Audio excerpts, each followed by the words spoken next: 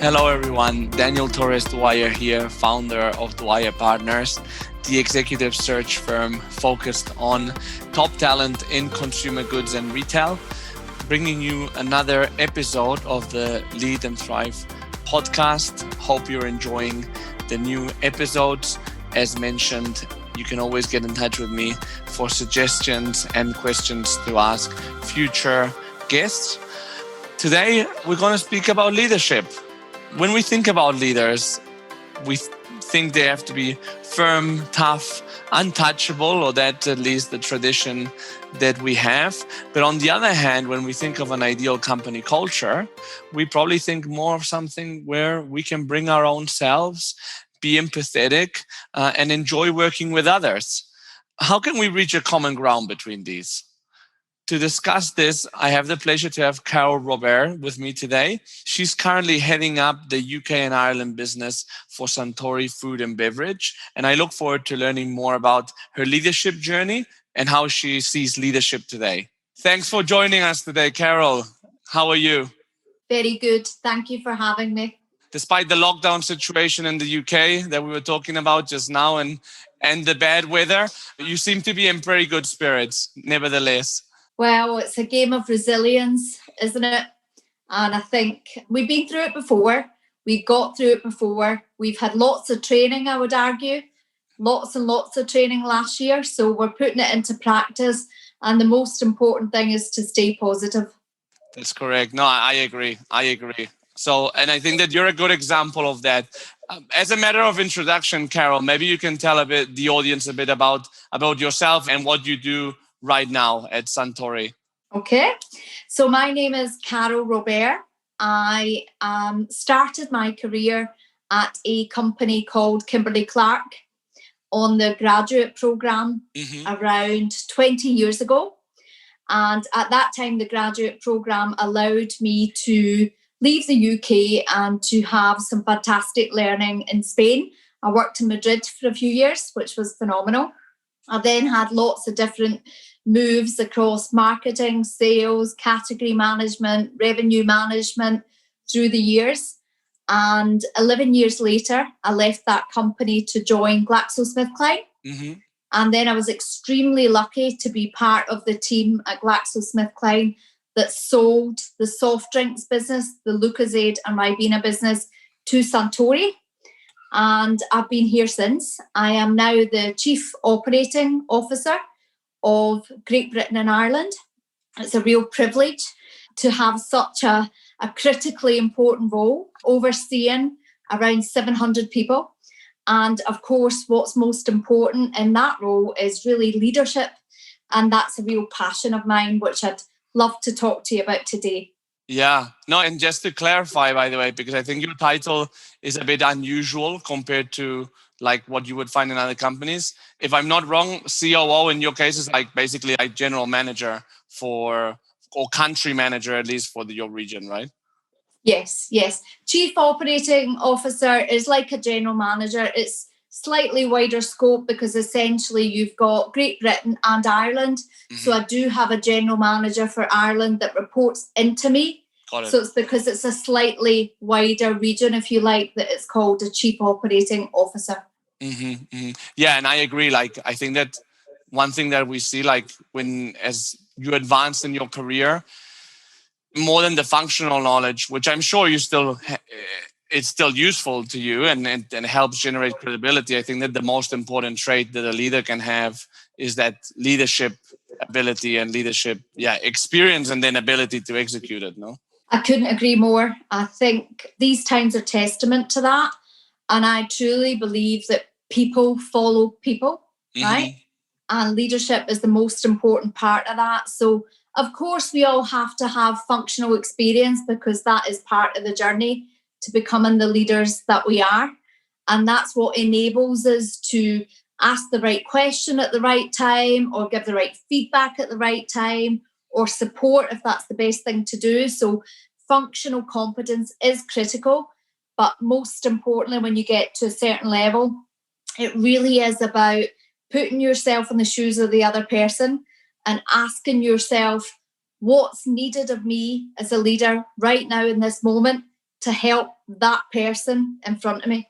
Yeah. Where did that all start? So you joined Kimberly-Clark in the grad program. When was your first management experience? The first time that you had to get into someone else's shoes?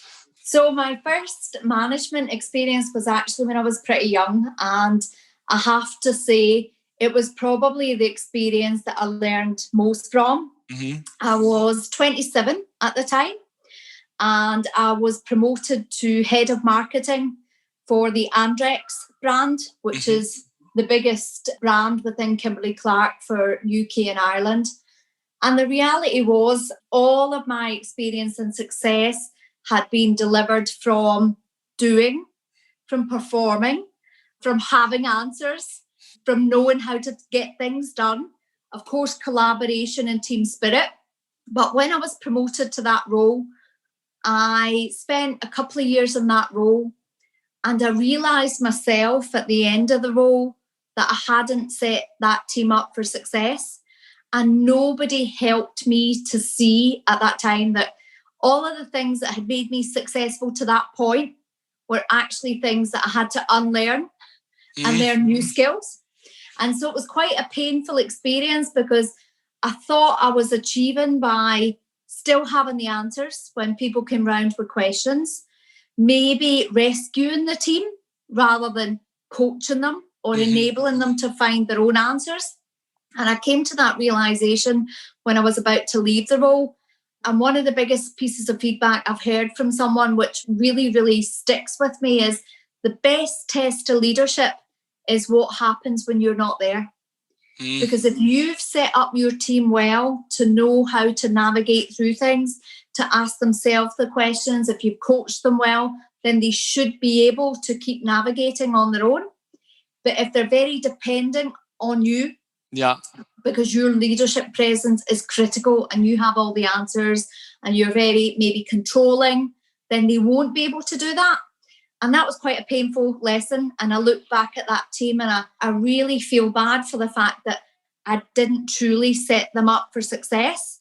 And that was when I actually went to my boss at the time and I said, you have to now put me into a leadership role where I have absolutely no functional knowledge whatsoever. Wow. Because I have to truly learn how to be a leader. How did that moment of self-awareness come? Because normally I think that our ego is more powerful than actually that doesn't allow us to see that, right? And I think that sometimes we lie to ourselves, focusing on the good things that we're doing, but not on the bad things. What was the moment of realization for you? I think the moment of realization for me was when I was gathering feedback, end of year feedback, and the feedback around delivering results, commercial acumen, strategy, execution, collaboration were all very, very strong. But the feedback on developing people and having a high-performing team was very, very poor. And that was a bit of an aha moment where you're absolutely right. When you're young, ambitious, and you're developing at pace, you might sort of look and go, oh, well, I can only do what I'm doing. It's not my fault if the team are not where they need to be. But actually, this feedback was combined with a training course all around leadership and assertiveness and very much holding the mirror up to yourself. And the combination of the internal feedback and that course made me realise that a lot of it was from my leadership style. It was from the impact that I was having on the team. And it was from the fact that I wasn't coaching, I wasn't empowering them, and I wasn't setting them up to be successful on their own. Yeah. Do you think that came from like typical lack of leadership experience, or was it maybe from like a certain role model that you'd seen in your earlier career that you thought that was the right way to lead? I think it was mainly driven by the fact that a lot of my experience had been in marketing. So I was gaining greater functional expertise in marketing. So it was becoming easier for me to have the answers. And it was like a shortcut to pleasing people. It was a shortcut to proving that I could add value. You know, when people came round with a difficult challenge, I could find an answer, I could find a solution. And it was a bit of a negative trap, but it was making me feel that I was adding value the more I was doing it. And really the realization came when, as I said, I looked around and I thought, what about the other guys? How have I helped them to add value? How am I helping them to find the right answers? And it was a stark realization that was something that I hadn't done. But also, I think when you get lots of recognition for doing a certain behavior, you repeat it, you continue it. That's the model.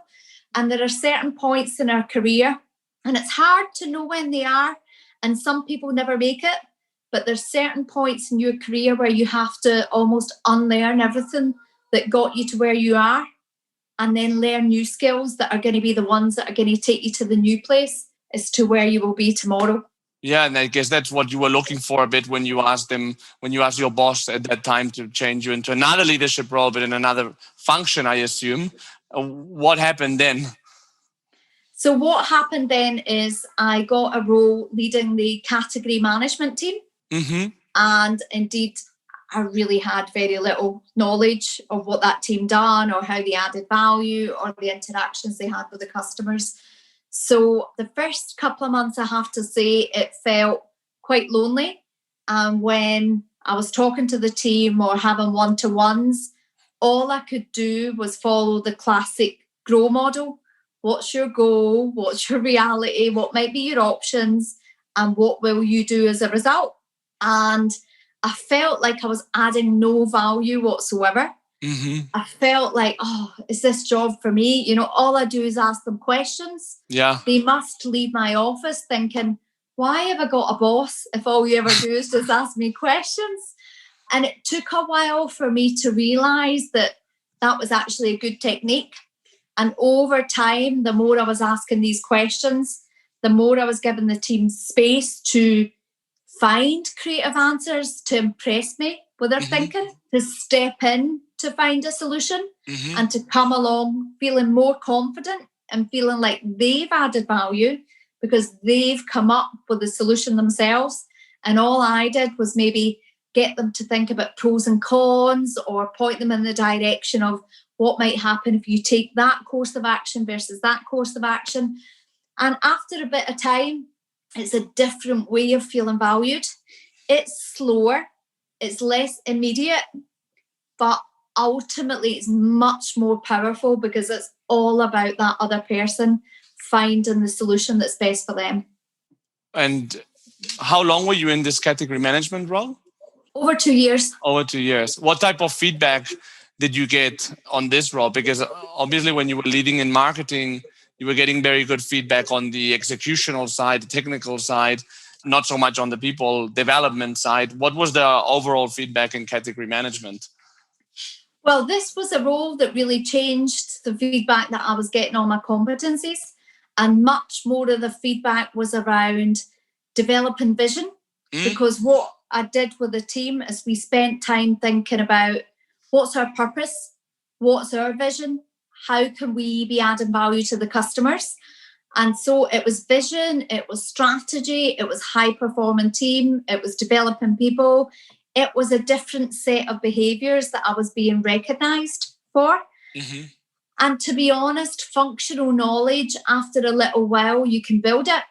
So after 6 months, I did start to learn a bit about category management, the arguments that we take to customers, the triple win, if you like. Why is it right for the consumer, the customer, the shareholder? So I did start to gain some technical knowledge, which was also helpful. But what was different this time is I was gaining that technical knowledge from a leadership stance. I was able to help the team to use any knowledge I had through questions or probes or thoughts versus giving answers. So it was very much from a different perspective. How has that learning experience helped you in your future career? Because now, obviously, how many people are you managing now? And how many people are there in your organization? So in our business is around 700 people. Okay, so you can obviously not know all the details, or maybe you do, but I'd be very surprised. How did that initial learning experience help you develop, but also be able to lead what you lead today? So that critical experience, as painful as it was, from realizing that I wasn't doing the right things as a leader to putting myself in to the deep end to learn it was absolutely fundamental for my career, and it changed my entire mindset. You know, that is the role that set me up for success, because from that point onwards, having had the experience of doing, giving the answers, performing, giving confidence, to also the vision, strategy, developing people, developing teams, and now have a broader spectrum of competencies that I can tap into for different situations. And I suppose that is the key learning from all of this. And the one that I choose to work with is all around situational leadership. It's about, what does the person in front of me need right now? How expert are they at this thing that they're trying to work on? And do they need to be shown? Do they need to be told? Do they need to be coached? Or do they just need the nod to say, you're doing great, keep going? And having had the spectrum of the different experiences, I now take a lot more time to think about what's the situation in front of me and what is the best leadership style to apply to that situation. And that's critical, because if you haven't had those lessons, you can be coaching somebody 20 times on something that they just need to be shown. Just show them once and then they can get it. Yeah. Or you can be constantly telling somebody the answer when they need to be coached. Yeah, no, I agree. I just need you to ask me questions so that I can go off and find my own answer.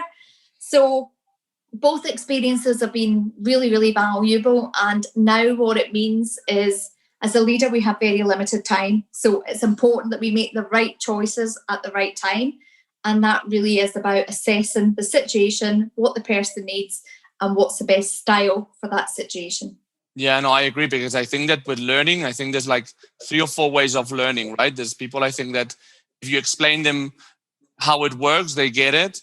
But for example, for me, and with learning, and for example, with a game of cards, they can explain it to me like 3 times. But if I don't see it happen, I can tell you I don't get it. So I think that comes, it's the same with work, right? Yeah, absolutely. Absolutely. And that means as a leader, you have to have the headspace to be thinking about the person in front of you and where they are, which obviously, if you think about the context right now with the uncertainty outside, the stress, the anxiety, if we are just going from meeting to meeting and thinking that fast-paced decisions and giving answers is the way to manage, then we're not in that headspace. Yeah. And we're not adapting our styles to the people in front of us. And that is a big, big risk right now. Yeah. I mean, how have you translated or transported your leadership experience to the situation where we were all into lockdown? Because I think that you were kind of hinting to that, right? Yes. So if we start at the beginning with lockdown 1, I think lockdown 1, there was a bit of, we didn't know what we didn't know. And so I think a lot of people in any organisation were a little bit fueled by the adrenaline of the uncertainty. Let's just get through this. It's a short-term crisis. We can pull together and we can navigate our way through it. And I think that was the sheer resilience and energy and adrenaline that got us through the first wave.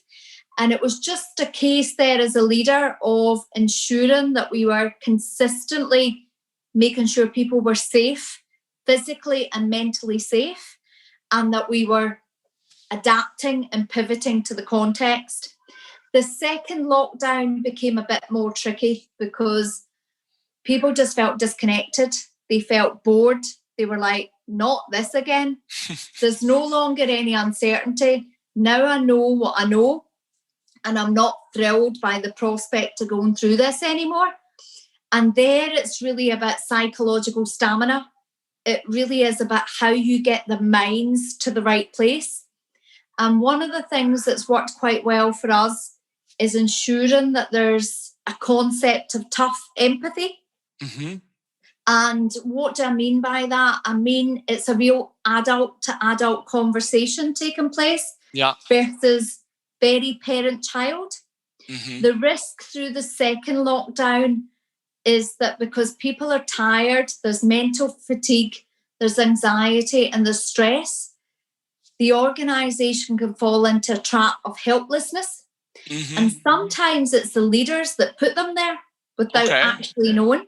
And if I just give you a few examples, if you are in a business where you're constantly too much swaying towards support, reassurance, comforting, then basically you can, without realising you're doing it, you can make people become helpless.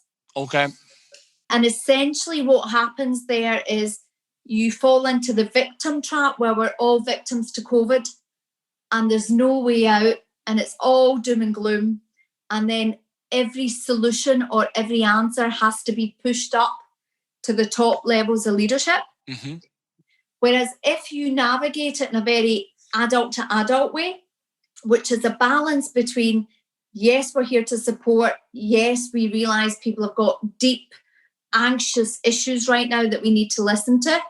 But let's not be victims to COVID. Let's get through this together. Let's raise the bar. Let's think about solutions that can push us through. Then you find that people feel like they have more of a place. They feel like they have a responsibility to act, to be resilient, to find solutions. And so it's a constant balance, I think, between those two. And obviously, where there's real, genuine issues that require support, it's important to be supportive in that moment. But I would say that there is quite a big difference between empathy and sympathy. And leaders have to be careful of which role they're playing.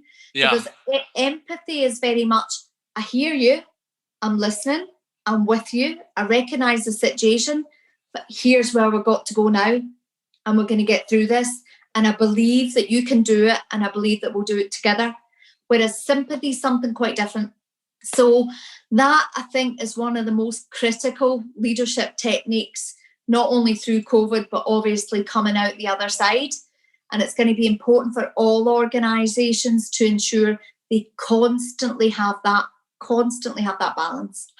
Yes, especially I'm curious to know from your perspective as someone that, if you like it or not, people are going to be looking up to you and looking at practically everything you do, and that you have to be very consistent. Typical traditional leadership style is about like really not showing any type of like weakness, no? And it's like having like a very clear mind, clear direction. How do you balance that? But that can be like very impersonal, right? How do you balance that with that empathy side? Obviously, sympathy is out of the cards, but how do you combine it with being empathetic and also making the organization as a whole feel it? Yeah, it's a very good question. And I think being vulnerable is critical. Tough empathy isn't about being steely and just denying that there's tough stuff going on. It really is about recognising what's going on, being realistic about where we are, but being optimistic about what we can do about it and where we can go. So the first thing that I try to do is just be human and just be me. The first lockdown, I juggled 2 young kids, homeschooling. My little boy was 14 months old. Wow. So that was extremely difficult because if he wants to crawl up on your leg at a moment where you got a very important call, there is nothing that you can do about that. And he will do it. So it was a real challenging period. And it was a good 8 weeks of struggle. And at the same time, I had to keep my organisation safe. I had to keep the business going for the future. I had to be listening to people. I had to be approachable. And of course, I couldn't do it all. It's not possible to do it all. So it was fundamentally about choices. And one of the key things that was useful for me was, for example, my PA would help me by setting up telephone calls rather than video calls. Okay. So that I could take the kids out for a walk, the pram and the 6-year-old, go for a walk, get them some air, get them outside, and then still have a call to be available to somebody. So I was constantly adapting my ways of working to be able to be relevant to my home situation. At lunchtime, my kids have to eat, right? I can't be in a meeting or a call at lunchtime because my kids have to get fed. It just is. It doesn't work. It doesn't work. And I didn't hide that from anyone. Yeah. You know, I was very clear about what my boundaries were. Yeah. I made it clear to people when I would be working, when I wouldn't be working, when I would be available and when I wouldn't. And then I also role modelled, I think, what a lot of the organisation was going through, which is we just have to balance what we can do through this. We have to manage our home situation and manage our work situation. And we're not superheroes. There's going to be really bad days. We're all going to have really bad days. There'll be calls where kids come in, they're making noise, they're in the background, they're disrupting you. All of that is just totally normal. And I think the fact that I was able to role model it, and for real, I role modeled it, you know, because it was really happening. Yeah. It gave people a lot of confidence that that's just how it is just now. And it's totally acceptable. You know, if I can't be on a call or if I'm juggling my kids or if I have to feed my kids. And I think that makes a big difference for people.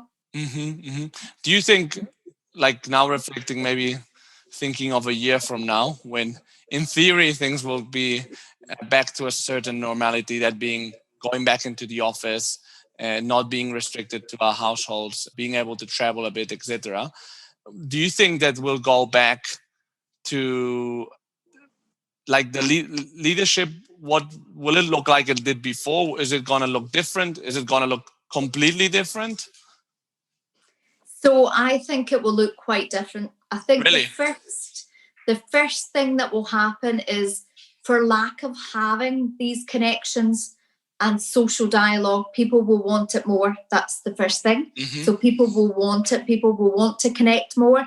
They want to have team meetings. They'll want to have face-to-face conversations. But I don't think it will go back to the 9 to 5, Monday to Friday office. And any organisation out there that wants to move with the times needs to realise that the COVID intervention has changed things forever. We can't ask people to go back to that old world, because actually the organisation, and I'm sure it's true for most organisations, people have proven that they can be successful working virtually. Yeah. People can be trusted. People can be accountable. And in the new world where we do all have lots of things to juggle, you know, whether it's our own families, whether it's we care for someone, whether it's activities that we want to do within the community, you know, to have purpose and to have meaning, we need to enable people to have some flex in the way that they work. And so I think the future will be people coming into the office to have team meetings, to connect, to have social dialogue, but not every day and not within strict hours where they maybe feel like they're being watched or they have to be there or it's critical for everyone to be in by 9. I think all of that is going to be gone. And as a leader, like obviously showing vulnerability and empathy has been very effective in this time period where people actually needed that type of leadership. Do you think that is still going to remain? Is that still going to be effective? The most critical leadership attribute for any leader is empathy, and will always be empathy. And if we think about the speed at which data and algorithms and the speed of technology and getting us to answers through data and science, the only thing that leaders and humans can bring that all of those AI techniques in the future cannot bring is empathy. Yeah. Because eventually a lot of these machines are probably going to get to better answers than we can on the best commercial plan or the best pricing strategy or the best promotional strategy. But what they won't be able to do is to pick up or sense how a person's feeling when they're presenting something. Are they feeling confident? Are they reluctant? Is there something I can do to help them? And so empathy is the skill of the future for leaders. And it's the one that we really need to be dialing up now, because it's where truly we can make a difference versus the AI technology, which really is moving fast. And do you think, what about like on the other hand, so we have empathy and we also have then taking tough decisions and giving tough feedback, which, as you said, is not opposite to being empathetic. Where do you think that has a place in leadership in the future as well? Or why do you think it's critical? So for me, the winning combination is tough empathy. And I don't think empathy goes against doing the tough stuff. I have a fundamental belief that if you care enough about someone, you will give them the clear feedback as to what they need to change, because you care about them getting better and you care about the outcome of that conversation. And I always say to my team, clear is kind, unclear is unkind. And I think that is genuinely true for a leader. If you are clear with somebody about how things stand, you give them the choice to get better. You give them the choice to take your feedback or not and do something with it. But if you don't give them the feedback, then it's very unfair and it's very unkind, because essentially you're asking someone to improve on something that you believe they should improve on, but without being clear with them. Yeah. So for me, these two things have to go together. If we genuinely care about people and if we genuinely care about the long-term delivery of our business, we will have tough empathy. We will have constructive conflict. We will bring diverse views into a meeting room. And the reason we bring diverse views into a meeting room is because we believe that we can get to better outcomes by harnessing our collective differences, right? And we will encourage those conversations, even if they're uncomfortable, because you get to a better outcome when you've listened to diverse points of view. It's very easy to go in and say, I've got one view, that's the answer, let's proceed from here. And people might come with you for a little while. Yeah. But if you want real commitment to where you're going, the best thing to do is to hear people, to listen to the diverse views. And even if that leaves you with a difficult decision, 50% of the room, 50% of the room are over this side, then you make a decision and people will come with you because they've been heard, because their voice has been heard, and because you explain to them why we're now having to go in that direction. So empathy, I cannot emphasize enough. It is the leadership attribute of the future. And tough empathy is where the difference will lie for those companies that are going to be sustainably successful over time. No, well, this is really interesting, because I think it goes really tied also with like building a culture and things that actually will be a huge competitive advantage for companies. Yes, totally agree. And culture is something that, there's good cultures out there. There's probably no bad cultures out there, but the answer really lies on what is the culture that's right for you. That's correct. And it very much depends on what you're trying to do. Where are you trying to go? Where are you today? And what is the right culture for you? And it has to be done authentically. Yeah. I think that's quite key. People can sense when maybe you've got words on the wall for the sake of saying that you've got a culture, but actually the behaviours or the things that you do are not in line with those words. And people just see through it immediately. Yeah. It becomes so obvious because everywhere I look in the room, there's these words. And yet when I look around me, there's none of the actions.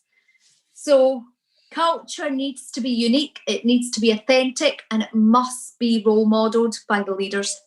Agree. And I hope that the people that are listening take good note about that. Carol, it was an absolute pleasure. Thank you so much for joining us today here. Thank you very much for having me. It's been lovely, Daniel. Take care of yourself.